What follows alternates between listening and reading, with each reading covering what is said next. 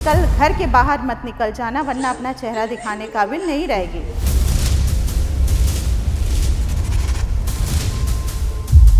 उसने खुले मुंह का डब्बा मेरे ऊपर डाल दिया।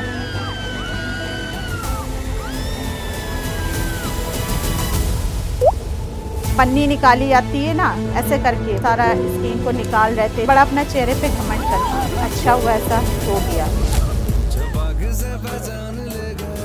धनतेरस का दिन था, सब अपने घर में दिए जला रहे थे, खुशी मना रहे थे, लेकिन मेरा घर मातम से भरा हुआ था, सन्नाटा था। गिरी जात की लड़की से शादी कर दूंगी, नीची जात की लड़की से शादी कर दूंगी, लेकिन इस लड़की से मैं शादी नहीं करूंगी।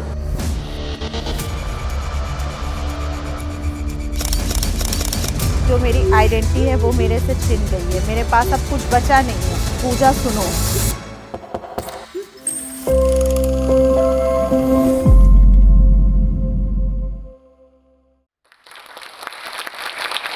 नमस्कार, मेरा नाम पूजा है।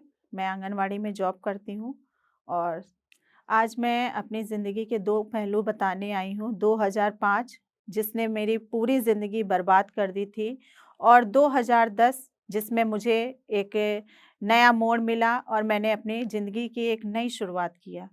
बहुत मैं खुशमिज़ाज थी, बहुत इंडिपेंडेंट लड़की थी और मेरी लाइफ में सब कुछ अच्छे से चल रहा था और हम लोग जो 5 सिस्टर थे और एक एक मेरा भाई भी है।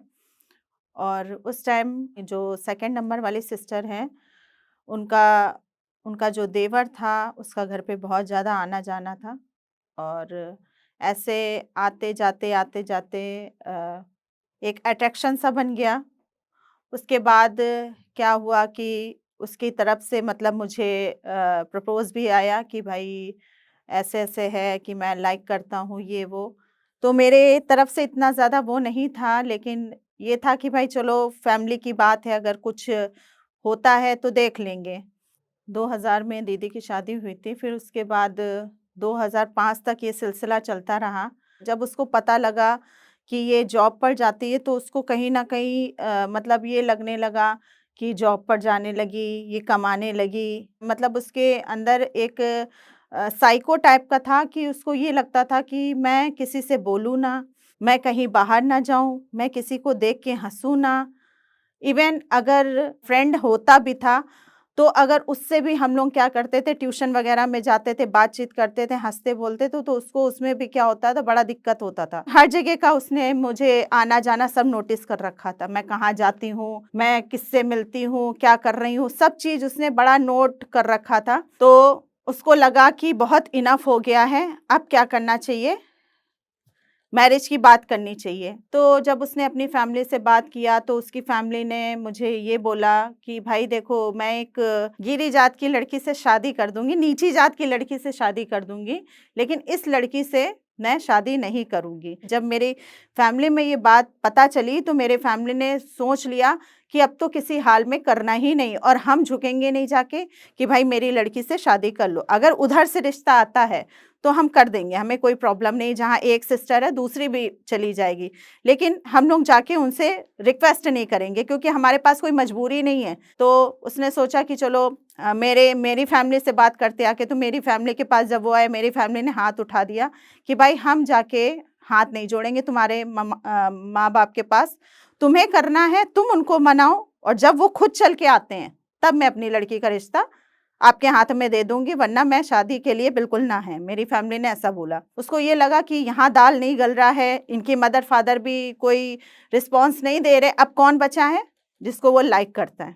मैंने उसको ये बोल दिया कि भाई देखो, मेरी अब शादी पक्की हो गई है, मेरे जो घर में रिश्ता-विश्ता देखने आ गए हैं लोग और डन हो गया है। अब क्या है कि अब आप अपना दूसरा रास्ता देख लो। तब उसने मेरे से बात किया कि ऐसा चलो, ऐसा चल करते हैं कि हम लोग क्या करते हैं, कहीं भाग चलते हैं।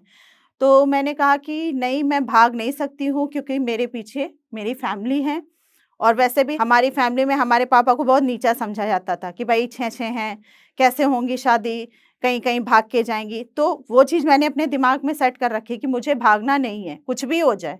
अब उसको ये लग रहा है कि मेरी कोई भी बात नहीं सुन रहा है, तब उसके दिमाग में ये बात आया कि चलो इसको एसिड डाल देते। तो एक दिन पहले जब मैं ऑफ़िस जा रही थी, तो ऑफ़िस जाते-जाते इसने मेरा बहुत पीछा किया। मैं रिक्शे में बैठी, उसी रिक्शे में बैठ गया, फिर मैं उतर के दूसरा रिक्शा पकड़ लिया, उस दूसरे रिक्शे में भी वो बैठ गया। फिर मुझे बहुत गुस्सा आया, मैंने जाके ट्रैफ़िक पुलिस वाले से कंप्लेन कर दिया। मैंने कहा ये लड़का है ना मुझे बीच रास्ते में बहुत परेशान कर रहा है। ट्रैफ़िक वाले ने क्या किया, वही डंडा लिए था, उसको 1-2 लगा दिया। अब वो बहुत ज़्यादा गुस्से में आ गया कि भई बीच रास्ते में उसकी पिटाई हो गई। उसने मुझे एक बात बोली थी जो कि मैंने नोटिस किया था, उसने ये बोला था कि कल घर के बाहर मत निकल जाना वरना अपना चेहरा दिखाने काबिल नहीं रहेगी। और मैंने उसको मम्मी को बोला कि मम्मी आज उसने मुझे बहुत परेशान किया है और ऐसा-ऐसा उसने किया है। मम्मी बोली कि अच्छा, मम्मी बोली कि बेटा ऐसा ना हो कि वो तुम्हारे ऊपर तेज़ाब डाल दे। हमने अरे नहीं मम्मी ऐसा नहीं होगा। हमने कहा कि फैमिली है, हम लोगों का रिलेशन है, इतना पुराना आज का रिलेशन नहीं है, बहुत पुराना है। फिर उसने दूसरे दिन मैं घर के बाहर निकल गई और मैं घर से 10 बजे निकली थी और मैं सवा 10 वहाँ पर पहुँची हूँ जहाँ से मुझे ऑटो वग़ैरह पकड़ना होता है और ऑटो जहाँ पकड़ना होता उसी से थोड़ा पहले उसने मुझे रोक लिया, स्कूटर में था वो और वो अपने कज़िन के साथ था। उसने बोला कि मैंने तुमसे मना किया था ना कि घर के बाहर मत जाना। तो मैंने कहा कि अब ऑफ़िस तो जाना ही है। कह रहे ठीक है। अच्छा कुछ सोचा? जो कल बात हुई थी उसके बारे में कुछ सोचा? मैंने कहा हाँ, कल भी ना थी, आज भी ना है। कह रहे अच्छा तूने डिसाइड कर लिया? हमने कहा हाँ, डिसाइड कर लिया है। कह रहे सोच ले, हो सकता है पछताए। मैंने कहा नहीं, मैंने कहा डन है मेरा, नहीं करनी है, भागना नहीं है।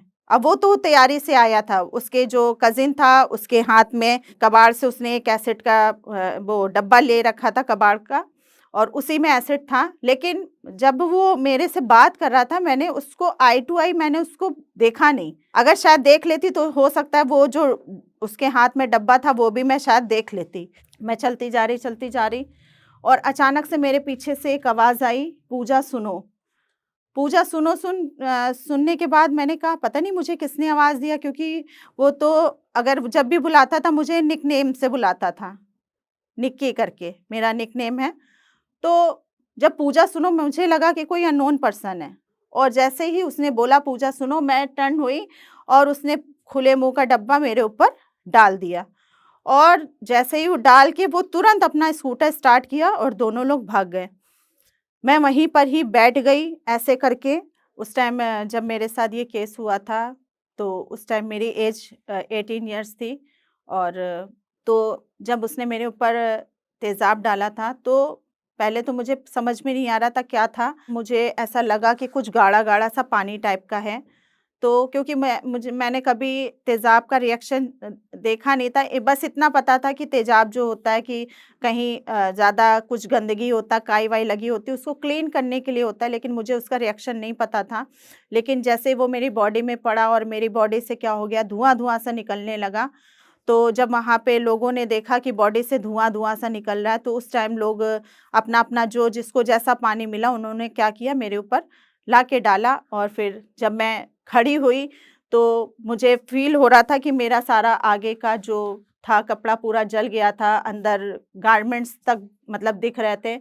तो कुछ लोग हल्का-सा धुंधला-धुंधला दिख रहा था कि कुछ लोग क्या कर रहे हैं, हँस रहे हैं और कुछ लोग को मतलब थोड़ा-सा दया आ रही है, तो उन्होंने क्या किया कि अपना-अपना टॉवेल, अंगोछा पकड़ के उन्होंने मुझे क्या किया, कवर किया और फिर कुछ लोग बोल रहे थे कि चलो इसको हॉस्पिटल लेके चलते हैं।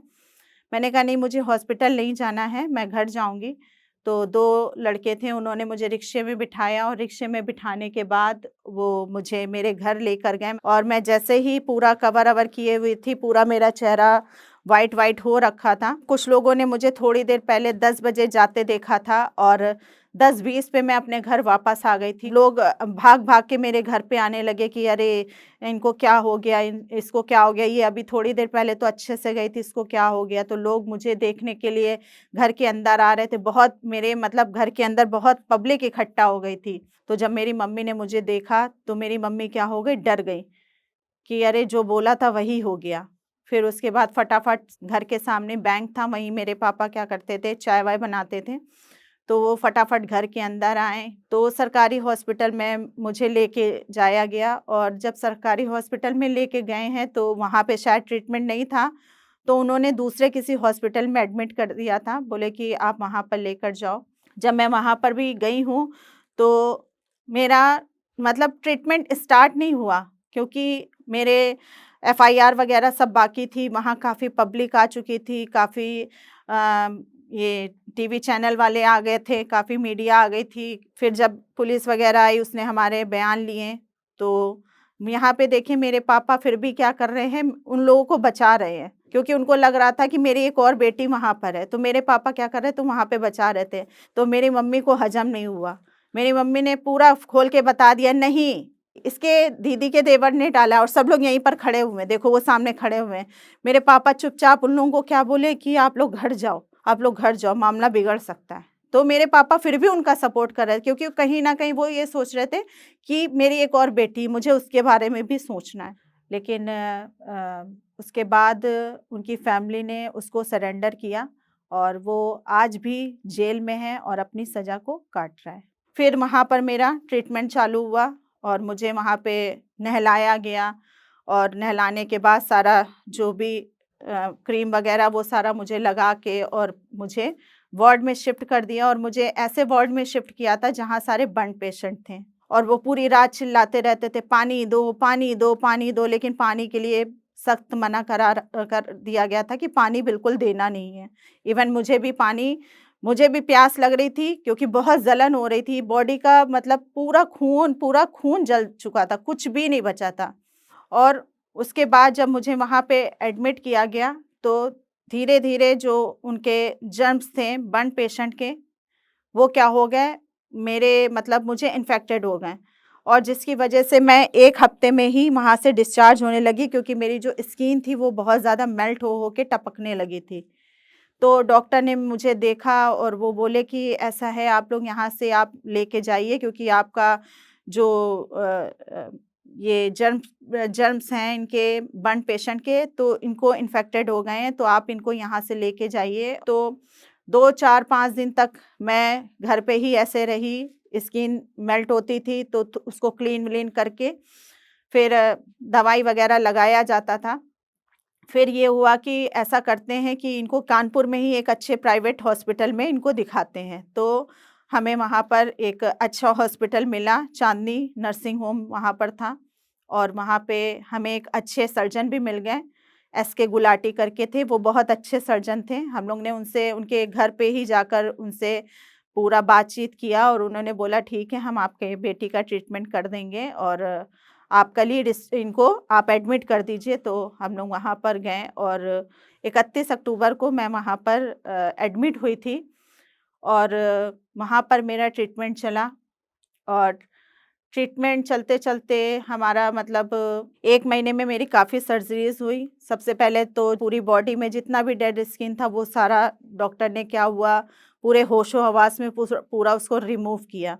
और बहुत ज़्यादा मतलब पेन था, इतना पेन था कि शायद वो बर्दाश्त से बाहर था। और मैं मतलब जब स्किन मेरा रिमूव कर रहे थे डेड स्किन, तो बस मुझे रोना आ रहा था, इतनी चीखें निकल रही थी, इतनी चीखें निकल रही थी कि पूछो नहीं, क्योंकि उसमें कुछ बेहोश नहीं कर सकते हैं, कुछ नहीं कर सकते। बस ऐसे जैसे पन्नी निकाली जाती है ना, ऐसे करके सारा स्किन को निकाल रहे थे, स्किन काट रहे थे कैंची से। ये सब चीज़ मैं फ़ील कर रही थी। और उसके बाद मैं जब 1 महीने तक वहाँ पर एडमिट रही, मेरे जो ऑपरेशन होते थे, तो डॉक्टर तो बहुत अच्छा था, उसने बहुत अच्छा ट्रीटमेंट किया। लेकिन उसका ये था, वो ये बोलता था कि देखो, जब तक कि टेबल पे पैसे नहीं आएँगे, मैं आपकी लड़की को हाथ तक नहीं लगाऊँगा। फाइनेंशियली हम लोग स्ट्रॉन्ग नहीं थे, लेकिन फिर भी पापा जाने कहाँ-कहाँ से अरेंज करके, पापा क्या करते थे, हर एक ऑपरेशन का क्या करते थे, पैसा पहले टेबल पे रखते थे, तब जाके वो डॉक्टर क्या करता था, हमें हाथ लगाता था। और जैसे 1 दिन की विज़िट का उसका 500 रुपीज़ था। अगर 1 दिन में 2 बार विज़िट करने आ गया, तो 1000 हो जाता था। और वहाँ पर जब हमारे ट्रीटमेंट स्टार्ट हुए, तो एक दिन मतलब मुझे बहुत तेज़ी से पेट में दर्द हो रहा था, और मैं चल नहीं पा रही थी। जैसे कि मैंने आपको बताया कि बॉडी में बिल्कुल ब्लड नहीं था, और मुझे फ्रेश होना था, तो मैं बिल्कुल न्यूड थी। मेरे पापा ने मुझे मतलब बिल्कुल बिना कपड़े के उठा के मुझे वॉशरूम तक लेके गए, मेरे क्योंकि मेरी इतना कैपेसिटी नहीं थी कि मैं उठ के वॉशरूम तक जाऊँ। और फिर उसके बाद फिर ऐसे ही रूटीन चलता रहा हमारा। और मुझे कुछ खाना होता था तो वो पूरा मेरा जो लिप्स था वो पूरा क्या हो गया था, डैमेज हो गया था। कुछ भी खाती थी तुरंत क्या होता था, मुँह से ब्लड आता था, तो खा नहीं सकती थी, लेकिन बस ये है लिक्विड ले सकती थी। और इस तरीके से मेरे काफ़ी ट्रीटमेंट्स चलते रहे और चलते-चलते 1 महीना कंप्लीट हो गया। मेरी काफ़ी सर्जरीज़ हुई और कान भी मेरा रिमूव कर दिया गया वहाँ पे। उसमें क्या हो गया था, एब्ज़ॉर्ब्स हो गया था, तो कान क्या हो गया था, बिल्कुल वो भी डैमेज हो गया था। ऐसे करके काफ़ी सारी सर्जरीज़ हुई वहीं पर ही। और जब मैं घर आई हूँ, धनतेरस का दिन था, सब अपने घर में दिए जला रहे थे, खुशी मना रहे थे, लेकिन मेरा घर क्या था, मातम से भरा हुआ था, सन्नाटा था। और जब लोग देखते थे वो सिर्फ़ ये बात बोलते थे, ज़िंदगी खराब हो गई। जो और भी लोग थे हमारे फैमिली में, चाचा, ताऊ, आंटी, वो सब तो बहुत खुश थे, क्योंकि कहीं न कहीं वो भी मतलब उनको ये लगता था कि बड़ा अपना चेहरे पे घमंड करती थी। अच्छा हुआ ऐसा हो गया, वो भी काफ़ी खुश थे इस चीज़ को लेकर। और मैं रोती थी, क्योंकि दर्द इतना होता था, रात-रात भर रोती रहती थी। मेरे बॉडी में कपड़े नहीं थे, पूरी बॉडी मेरे क्या थी, पट्टियों से बंधी हुई थी। तो गर्मी भी बहुत लगती थी, लाइट कभी चले जाती थी, कभी आ जाती थी, इस तरीके से।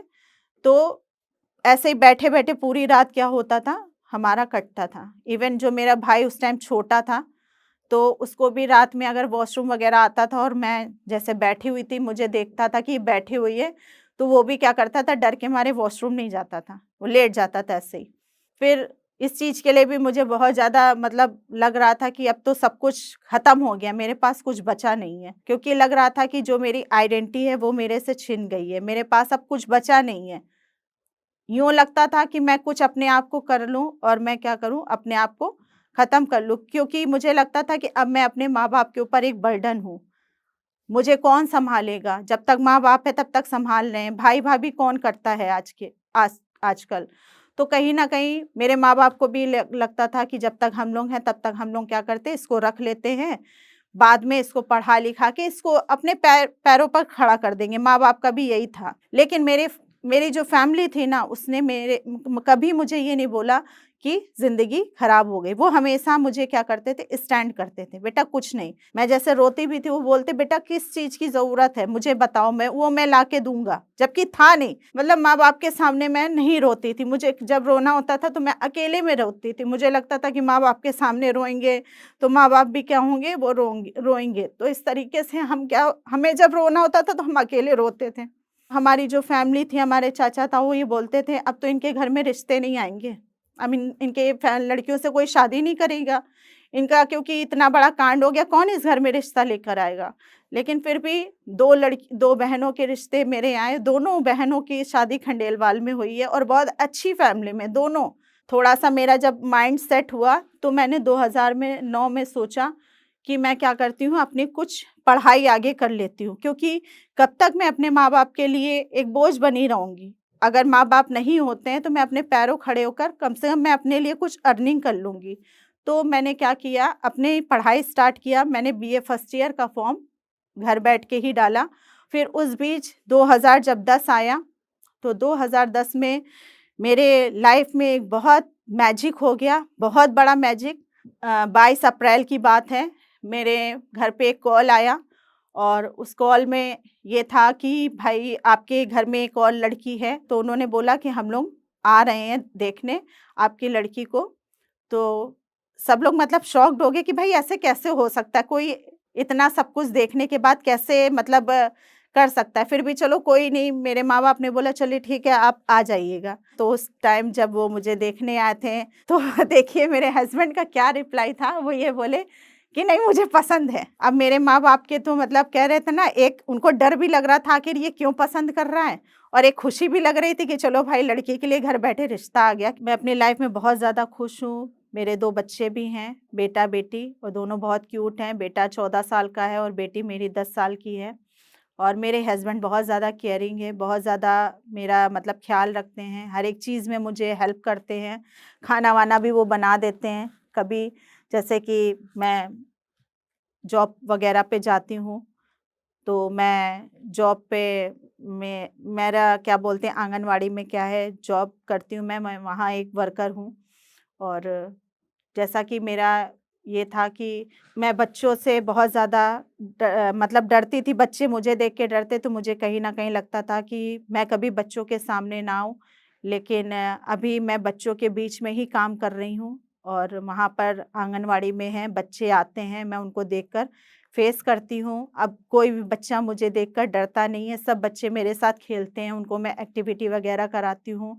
देखिए लाइफ में बहुत सारी तकलीफ़ें आती हैं, बहुत सारे रुकावटें आती हैं, लेकिन हमें आगे बढ़ना, हमें पीछे की ओर नहीं देखना कि हमारे साथ क्या हुआ था।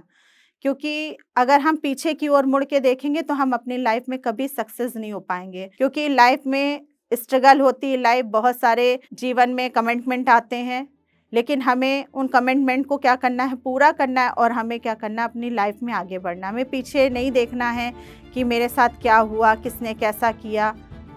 वो जो जीवन की सच्चाई है, वो वही है, लेकिन हमें उस सच्चाई को क्या करना है, एक्सेप्ट करना है और हमें अपने जीवन में और ज़्यादा आगे बढ़ना है, ताकि हम अपने जीवन में जो प्राप्त करना चाहते हैं, हम उसको प्राप्त कर नहीं पाएँ।